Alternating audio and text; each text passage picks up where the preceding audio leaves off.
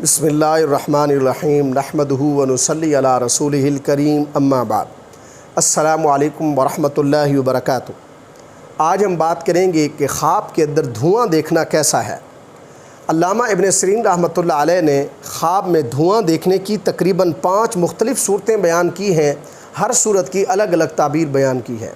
مثلا خواب میں دھواں دیکھنا، آسمان پر دھواں دیکھنا، خواب میں اپنے شہر میں دھواں دیکھنا، اپنے گھر میں دھواں دیکھنا، خواب میں منہ سے دھواں نکلتا ہوا دیکھنا وغیرہ۔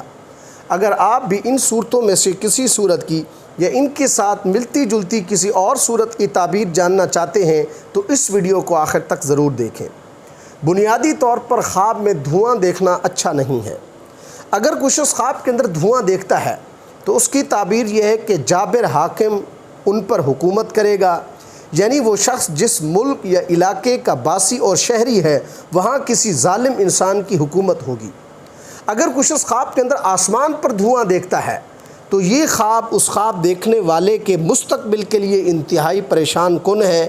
یہ خواب اس شخص کے لیے اللہ تبارک و تعالیٰ کی ناراضگی اور عذاب کی دلیل ہے، اس لیے اس خواب دیکھنے والے شخص کو توبہ کرنی چاہیے۔ اگر کوئی شخص خواب کے اندر اپنے شہر میں دھواں دیکھتا ہے تو اس کی تعبیر یہ ہے کہ اس شہر کے اندر سخت وبا پھیلے گی، لوگ متاثر ہوں گے۔ اگر کوئی شخص خواب کے اندر اپنے گھر میں دھواں دیکھتا ہے تو اس کی تعبیر یہ ہے کہ یہ خواب دیکھنے والا شخص مقروض ہوگا، سخت بیمار ہوگا، مصیبت میں گرفتار ہوگا، اس لیے اس شخص کو بھی صدقہ کرنا چاہیے۔